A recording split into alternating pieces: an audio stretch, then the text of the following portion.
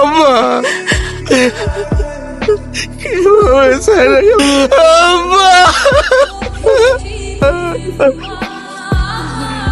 তোর ভাই তোর বাবার জন্য কাঁদতে কাঁদতে একদম শেষ হয়ে যাচ্ছে। তোর বাবা বেঁচে থাকতে ওসিয়ত করে গিয়েছিলেন এই বাড়ি গাড়ি সয় সম্পত্তি ফ্যাক্টরি সব সাগরের হাতে তুলে দিবে।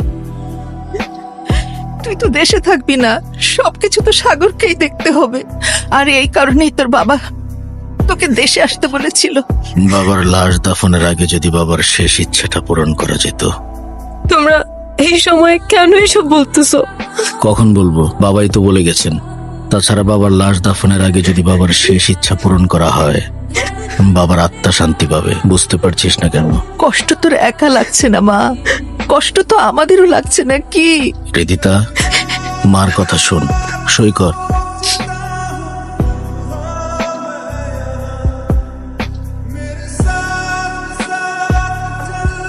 এই বাড়িতে আপনাদের পরিবারের একজন ইন্তেকাল করেছেন, আর আপনারা সম্পত্তি ভাগাভাগি করছেন। তুই কে যে আমাদের পারিবারিক আলোচনার মধ্যে ঢুকে গিয়েছিস? খালিদ, রিদিতা ম্যামের পার্সোনাল বডিগার্ড। মারা যাবার আগে এনায়েত সাহেব আমাকে অ্যাপয়েন্ট করে গেছেন আপনার সেফটির জন্য। পরবর্তী 3 সপ্তাহ রিদিতা ম্যামের সামনে কে যাবে, কি খাবে, কে কথা বলবে, কিংবা কোথায় সাইন করবে, সবকিছুই হবে আমার পারমিশনে। এটা কি মামার বাড়ির আবদার?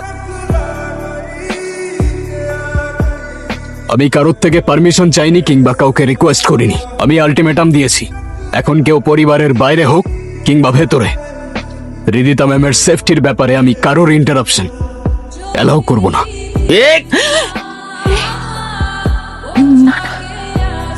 লাশ সামনে রেখে দুনিয়াবি হিসাব নিকাশ শোনার জন্য চরম অসম্মানের। আপনারা সবাই দ্রুত জানাজা ও দাফনের ব্যবস্থা করুন।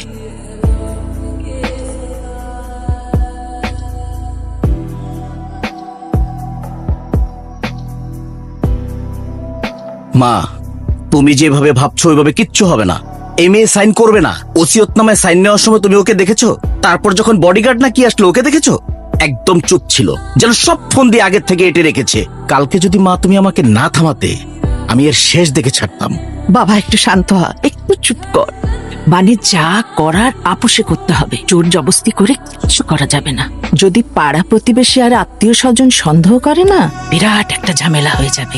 এমনিতেই একটা ঘটনা ঘটে গেছে, আর কিচ্ছু করা যাবে না।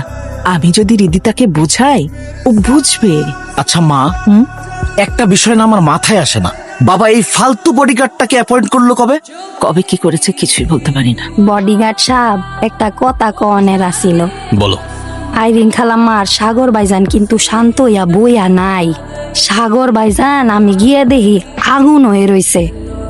আইরিন খালাম্মা আর সাগর ভাইজান ফোন দিয়ে আসতেছে আপনার এই বাড়িতে বাইর করণের লাইগা। খালাম্মা আমারে কইছে আমি জানি আফারে আপনার নামে আজে বাজে কথা কই, জানি আফা আপনারে নিজে এই বাড়িতে খেদায় দেয়। ভাইজান এরা যা কইছে আমি শুধু মাথায় লড়াইছি, আমি কিন্তু মনে পানে আপনার পক্ষেই। ভাইজান আমার বিষয়টা একটু দেখেন। শোনো, যারা 2 নৌকায় পা দিয়ে চলে, নদী পার হবার আগে কিন্তু সবার আগে তারাই ডুবে মরে যায়। তাই যদি ডুবতে না চাও, নিজের চরকায় তেল দাও। কেমন? ঠিক আছে স্যার, ঠিক আছে, যাই তাইলে।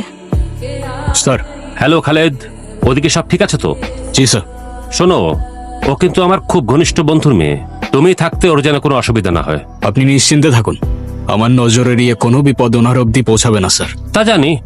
বাই দ্য ওয়ে, ওদিকের খবর কি? উনি এখনো মানসিকভাবে কিছুটা বিষণ্ণ স্যার। এই বাড়ির পরিস্থিতি কিছুটা জটিল। মনে হচ্ছে পরিবারের মানুষেরাই ওনার সাথে সাইকোলজিক্যাল একটা গেম খেলছে। ওকে, ঠিক আছে, আপডেট জানিও আমাকে। Yes sir.